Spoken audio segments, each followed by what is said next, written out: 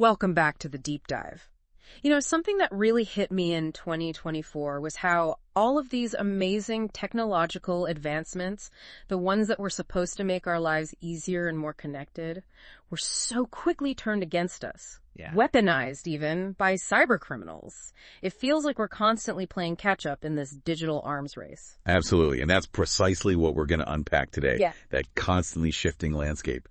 We're going to be looking at the 2025 Cybersecurity Report, which you're kind enough to share with me. It's a really dense report, so in this deep dive, our aim is to distill it down to the most crucial trends and insights, the stuff that really matters for you. You'll get the essential understanding without having to wade through the whole thing yourself. Exactly. Think of it like a cheat sheet for the year in cybersecurity. And this isn't just some small-scale survey, right? I mean, the sheer volume of data that went into this report is pretty incredible. It is. They've analyzed attack data from networks, clouds, you name it, emails, endpoints, mobile devices, and it's not just a handful of companies either. We're talking about a massive number of organizations, huge enterprises, small businesses all over the world, over 170 countries, in fact. Oh. And they've incorporated insights from incident response teams, dark web activity, and publicly available intelligence. So yeah, the scope of this report is really what gives their findings so much weight. It does. It gives us a truly global perspective and allows us to really pinpoint those major shifts, those emerging threats that everyone needs to be aware of. Right. So based on this analysis, what we're going to do today is focus on some of the key areas that the report highlights as being particularly concerning, particularly relevant, I guess, to our listeners. Okay, that's good. One of the things that really jumped out at me when I was first going through this report was the fact that AI, artificial intelligence, is moving beyond the hype. I mean, it's not just a buzzword anymore. It's actually being used in disinformation campaigns that are having a real impact on elections all around the world. That's right. And it's something you should be paying very close attention to. Yeah. The report makes it clear that AI, and large language models in particular, really took disinformation efforts to a whole new level in 2024. I mean, they supercharged the sophistication and the reach of these campaigns. And the bottom line for you is that this makes discerning reality online exponentially harder. Right. The lines are blurred now more than ever. We're not just talking about spotting a poorly written fake news article anymore. It's about recognizing these subtle manipulations, these very clever tactics that are designed to chip away at your trust over time. And the report doesn't pull any punches, does it? I mean, it straight up calls out nation-states like China, Russia, and Iran, accusing them of using these AI tactics to manipulate public opinion, undermine trust in institutions, and, of course, interfere with elections. Yeah. The report identifies them as key players in this space, and what's really alarming is the sheer scale of it. The findings indicate that AI was likely used in at least a third of global elections between September 2023 and February 2024. That's huge. Yeah. A third in such a short time frame really points to very rapid adoption of these techniques. That's a really concerning statistic for anyone who cares about, free and fair elections. Yeah. Can you give us some concrete examples of how this AI-powered disinformation actually played out in the real world? Sure. The report details several specific instances. For example, a Russian-linked APT group called Copycop. And just so you know, think of an APT group as like a sophisticated, often state-sponsored team of hackers, like a digital spy agency, basically. They have long-term goals, and they're very good at what they do. So this group, Copycop, reportedly targeted the June 2024 USA primary elections. Okay. They used deepfake technology to create fake news segments featuring well-known political figures. And these videos, these deepfakes, were then distributed on platforms like X and Facebook. So we're not just talking about, like you said before, badly written articles. We're talking about very realistic, very convincing deepfake videos that could very easily fool someone who's just scrolling through their feed. Exactly. And that was the goal, to exploit the algorithms of these platforms and target specific demographics with these very believable but entirely fabricated pieces of information. Right. I mean, that's a huge leap forward in manipulative capability. And these deepfakes are only going to get more sophisticated, more convincing as time goes on. They are. The report also highlights the widespread use of AI-generated bots. And these aren't your typical, easily spotted social media trolls. These are more advanced. They can generate and spread divisive narratives, and they're good at posing as real people, offering seemingly genuine opinions to further polarize the electorate. So what this means for you is that the online conversations that you're seeing and participating in are increasingly likely to be influenced by, if not outright manufactured by, these artificial actors. Right. So the whole idea of an authentic online conversation is being eroded. Yeah. It's becoming much harder to know what's real and what's not. And the report also mentions that Iran was involved in this AI disinformation push as well, right? Yes. Campaigns linked to the Islamic Revolutionary Guard Corps, the IRGC, allegedly targeted the U.S. presidential elections. Their tactics included those sort of classic hack and leak operations aimed at high-profile political figures. But they also used social engineering, tricking people into giving up information, along with impersonation and phishing attacks to try and steal credentials, and then they deployed credential harvesting malware against journalists, activists, and lobbyists. So it's not just about shaping the narrative, it's about actually silencing dissenting voices. Exactly. It's a very multi-pronged approach, and it's designed to control how information is perceived and how it spreads. Okay, what about China? Because the report describes their approach as being perhaps more subtle, but equally impactful. Yeah. The report indicates that Chinese-aligned actors were also actively using AI-generated deepfake videos. In many cases, these videos would show false endorsements of political candidates, or they would present misleading public service announcements. Platforms like X and TikTok were used to circulate this content, and the goal, of course, was to discredit certain candidates and to really deepen those existing partisan divides. So it's about exacerbating those existing tensions, those pre-existing fault lines within society. Precisely. They also reportedly used, viral posts that would contain very skewed polling questions, and they fabricated evidence of voter fraud, all to undermine public trust in the electoral process itself. So it's not just about influencing who you vote for, it's about making you doubt the legitimacy of the entire system. Right, so it's a real erosion of trust from multiple angles. And this wasn't just confined to the U.S., right? The report highlights these tactics being used in elections and referendums in other countries as well. That's right. It wasn't limited to the U.S. at all. We saw Taiwan and Romania's presidential elections, as well as Moldova's EU referendum being targeted. In these instances, campaigns that are believed to be linked to China used AI-generated articles and social media posts that were specifically designed to mimic legitimate news sources. Again, the goal was to discredit candidates and sway public opinion. So really playing on that kind of implicit trust that we have in certain sources of information. Yeah. The Romanian case is actually a really interesting one. The report mentions that Russian interference, which involved these massive networks of fake social media accounts and lots of manipulated content promoting a far-right candidate, it was so significant that after the candidate won the first round, declassified intelligence actually led to the annulment of the results, and they had a complete revote. Wow. And that's pretty unprecedented. It really shows the very real impact these digital manipulations can have on the democratic process. I mean, that's a very stark example of how these attacks can directly undermine the will of the people. And it's not just limited to politics either, is it? I mean, even something as seemingly, apolitical as the Paris Olympics came under fire. You're absolutely right. The report talks about how the Paris Olympics became a target for disinformation campaigns as well. The Russian-linked group, Storm 1679, spread all these false narratives about corruption and biased officiating, even threats of violence, and they use automated accounts to amplify these claims across social media. And then you have the Iranian group, MNS Pasargad, who are thought to have exploited vulnerabilities in the Olympics display system provider. They reportedly tried to disrupt broadcasts and spread anti-Israel propaganda, even going so far as to send threats to Israeli athletes while posing as a French entity.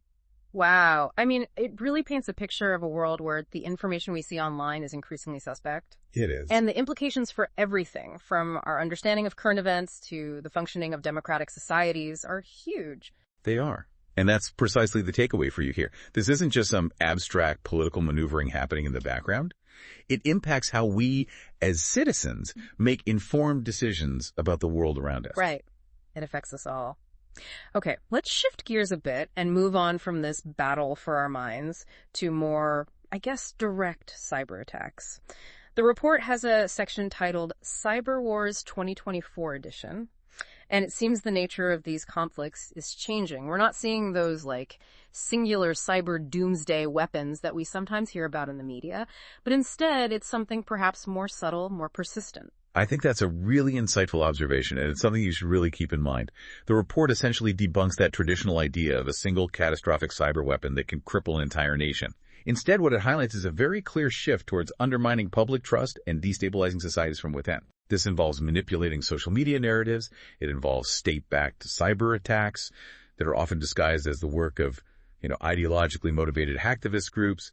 And then there's the constant lurking threat of covert network access. Right. So it's less about a knockout blow and more about this kind of continuous erosion. Exactly. Can you give us some specific examples from the report of this shift in action? Sure. The report mentions a Hamas-linked group called White Day, who used a type of malware called a wiper, specifically the same coin wiper, against hospitals and municipalities in Israel. So unlike ransomware, where the goal is usually financial gain, through data recovery, a wiper simply aims to destroy data, to cause as much disruption as possible.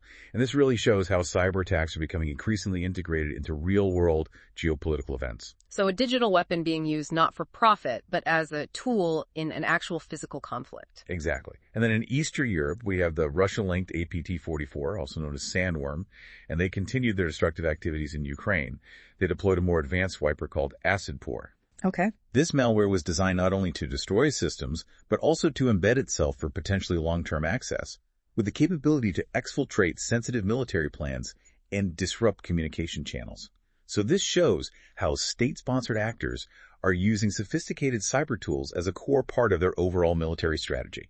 It sounds like Russia is really leveraging their cyber capabilities in a very direct way. Yeah. The report describes China's approach to cyber operations as quieter. What does that actually mean in this context? Well, it contrasts Russia's more overt and disruptive actions with China's focus on establishing a persistent and crucially undetected presence within the critical systems of their adversaries.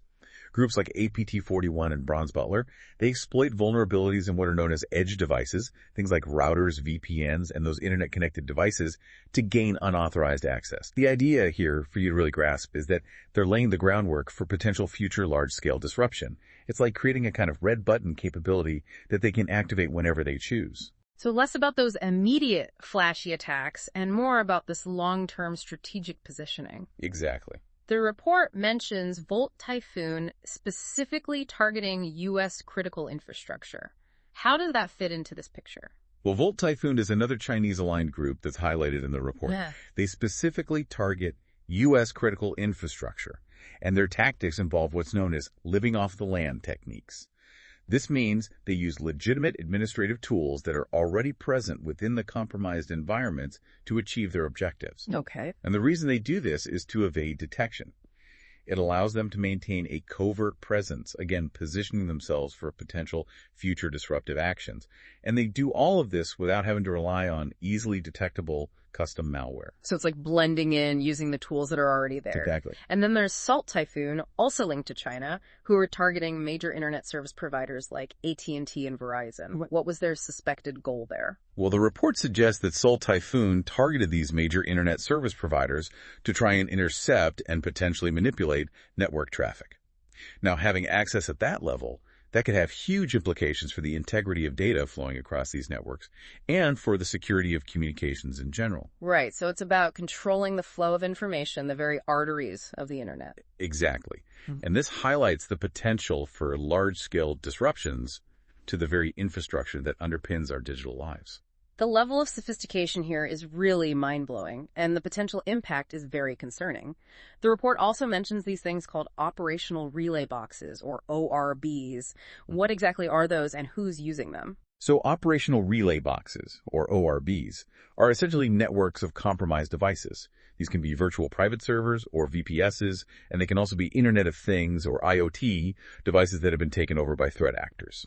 These networks are then used for a whole range of malicious purposes, particularly by groups that are linked to China. They can be used to maintain a persistent presence within a targeted network, to relay commands between the attackers and their malware in a way that's difficult to trace, and to gather intelligence while masking the true origin of the activity. So it's like building this hidden distributed infrastructure specifically for carrying out cyber operations. Exactly. You can think of it like a criminal using a series of burner phones and anonymous drop houses to operate without revealing their actual location. Makes sense. The report also gets into the, increasingly murky world of hacktivist groups and their role in state-backed cyber warfare. It seems like the lines between genuine activism and state-sponsored attacks are becoming really blurred. Absolutely. The report really emphasizes how nation-states are increasingly relying on online personas and groups that present themselves as being ideologically motivated hacktivists. But in many cases, these are actually fronts or proxies for state-sponsored APT groups. This allows the sponsoring nations to obscure their direct involvement in these attacks while still achieving their geopolitical objectives.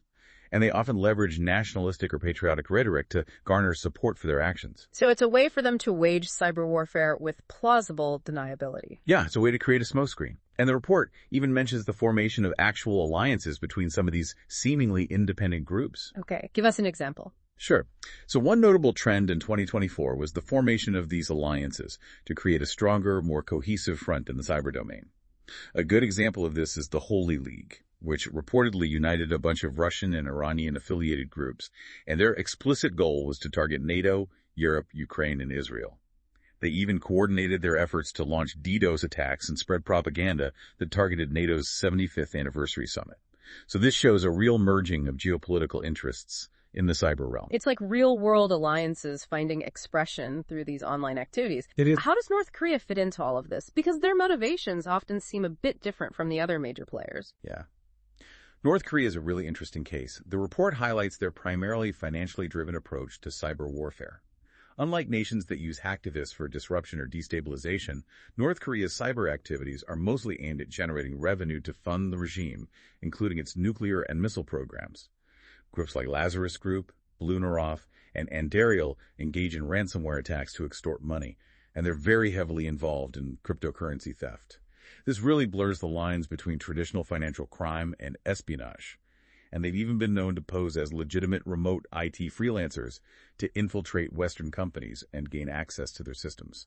Wow. So for North Korea, cyber attacks aren't just a tool for espionage or disruption, they're a vital source of income. It really seems like cyber warfare in 2024 has evolved into this continuous, multifaceted battle, with influence operations being deeply embedded in the fabric of our online interactions. You hit the nail on the head there. It's a fundamental shift from that Cold War era idea of a single devastating attack to a more persistent, more insidious, and much more multi-layered form of conflict. And it's something that you constantly need to be aware of. Okay, let's move on to another major threat highlighted in the report, and this is one that just never seems to go away. Ransomware. It feels like even though we've been hearing about it for years now, it's still very much a top concern, and the ecosystem around it is constantly evolving. It is. Ransomware remained a dominant threat throughout 2024, and it continued to have a major financial impact. The report mentions that the Dark Angels ransomware group reportedly secured a massive $75 million payment from one victim, and the ALPHV group, they got $22 million from Change Healthcare. And that attack, not only did it yield a huge ransom, but it caused widespread disruption to healthcare services and exposed a vast amount of sensitive patient data. Those are some eye-watering figures. But the report also notes that the median ransom payment actually decreased. How do we square those two things? That's a good point. While those big multi-million-dollar payouts definitely grab headlines, and they represent the extreme upper end of the spectrum, the report suggests that the majority of ransomware attacks probably involves smaller ransom demands. So while the overall financial impact is still enormous, the distribution of individual ransom amounts can vary quite a bit. This could mean a broader targeting strategy, focusing on maybe a larger number of less secure victims. Okay, so smaller targets, but more of them. Yeah, potentially. And the ransomware landscape itself saw some pretty big shakeups in 2024, right? We saw the reported downfalls of some of the major players like Lockbit and ALPHV. What led to those disruptions? Right. So sustained and coordinated law enforcement pressure played a big role, along with some internal issues within those groups. Operation Kronos, which was a big international effort, it significantly disrupted Lockbit's operations. This led to some arrests of key affiliates and the release of decryption keys for some victims. Similarly, ALPHV's reputation took a major hit, and they basically imploded after the attack on Change Healthcare when they reportedly didn't pay their affiliate partner their agreed-upon share of the ransom. This kind of internal betrayal can really damage trust and the stability of these ransomware as a service, or RIAS operations. So it sounds like law enforcement efforts are having some impact, but at the same time, the report suggests that the overall threat isn't going away. It's more like the players are changing. Exactly. Despite those takedowns, the number of reported ransomware victims actually increased, which really highlights the resilience of the RIAS model. When one major operation is disrupted, the affiliates can easily move to other existing or even emerging platforms. This constant movement means there's a fairly steady stream of attacks, even if the big names change. It's like a game of whack-a-mole. It is, and it's very hard to keep up with. The report points out a really disturbing trend, the healthcare sector becoming a prime target after some earlier, almost, self-imposed ethical guidelines within the cybercriminal community seem to weaken or disappear entirely. Yeah, and that's something that should really worry you. Initially, especially during the pandemic, a lot of ransomware groups publicly said they would avoid targeting hospitals and healthcare organizations. But that stance has really eroded over time. In fact, after the law enforcement action against ALPHV, the remaining operators actually encouraged their affiliates to target hospitals. They completely abandoned any pretense of ethical considerations. And we've seen the very real-world consequences of this, right? With attacks like the one on Change Healthcare and the ransomware attack that hit the entire healthcare system in Romania. Absolutely. The attack on Romania's healthcare system by the Phobos ransomware variant caused major disruption across dozens of hospitals. This created operational challenges and impacted patient care.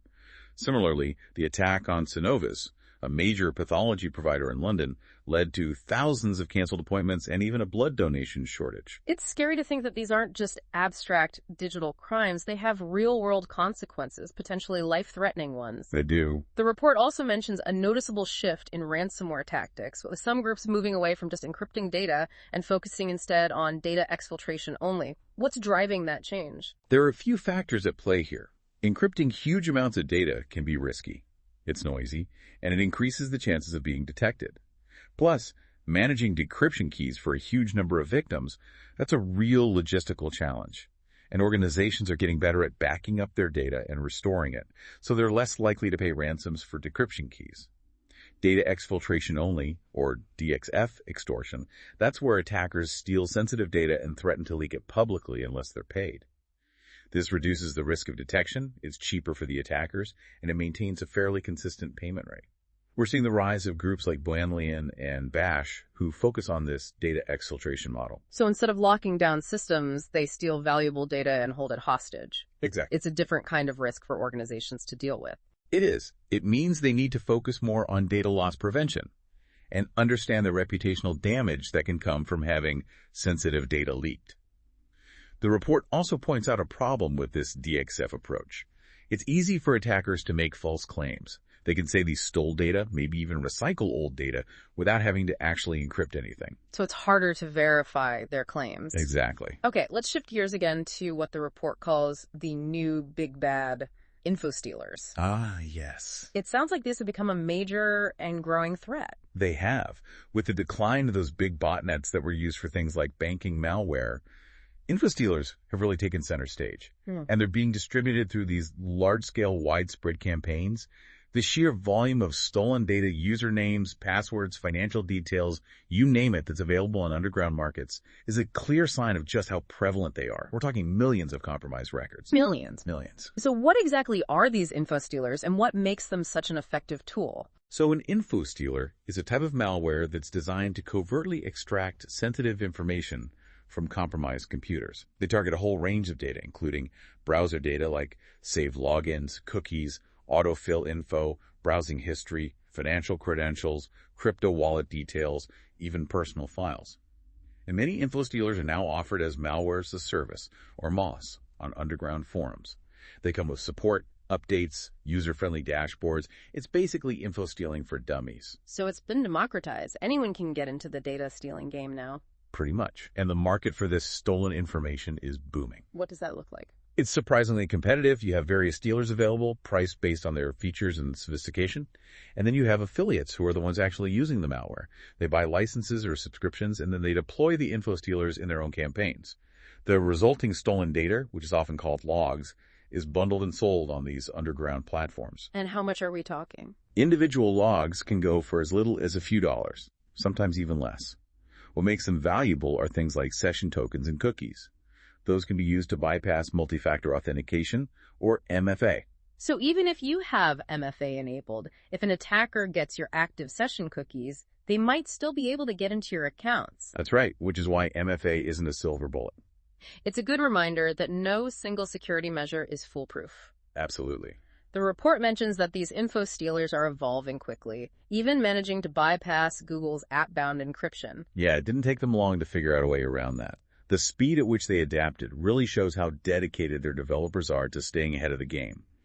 The report also highlights the importance of those well-designed, user-friendly dashboards for the affiliates.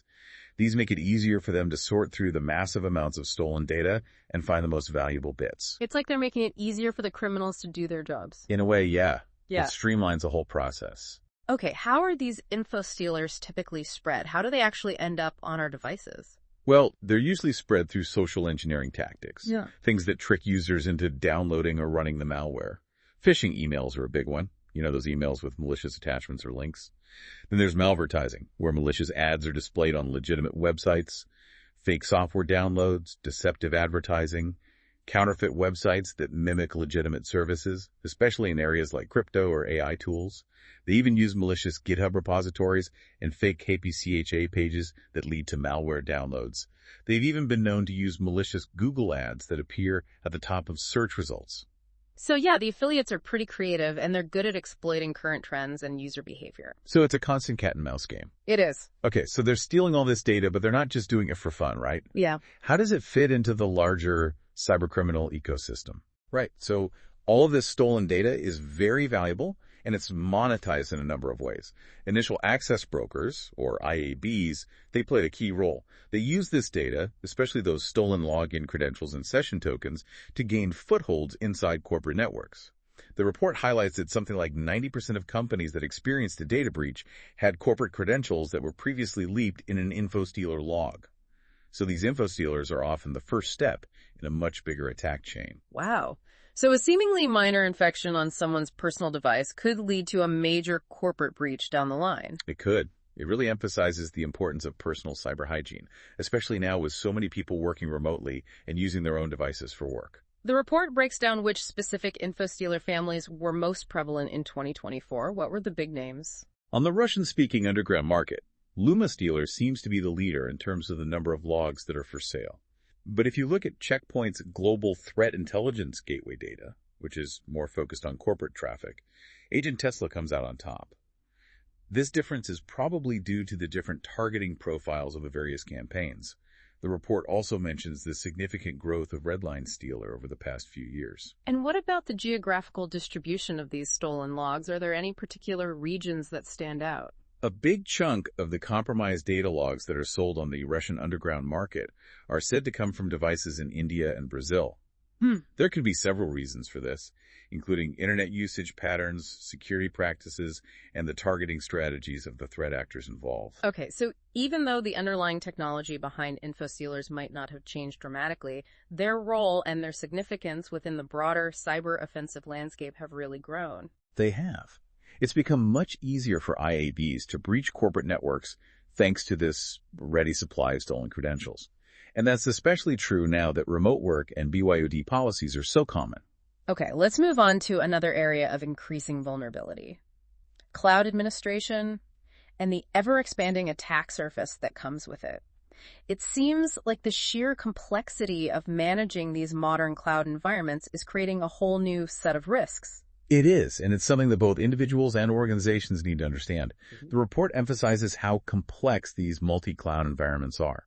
We're talking multiple providers, a vast array of interconnected services, and a whole bunch of different security mechanisms and terminologies. It's a lot to keep track of, and it can easily overwhelm even experienced administrators. Right, so it's not just about technical skills, it's about managing complexity. Exactly, and this complexity often leads to misconfigurations, to exposed resources that attackers can then exploit. Can you give us some real-world examples of these kinds of misconfigurations leading to data breaches? Sure.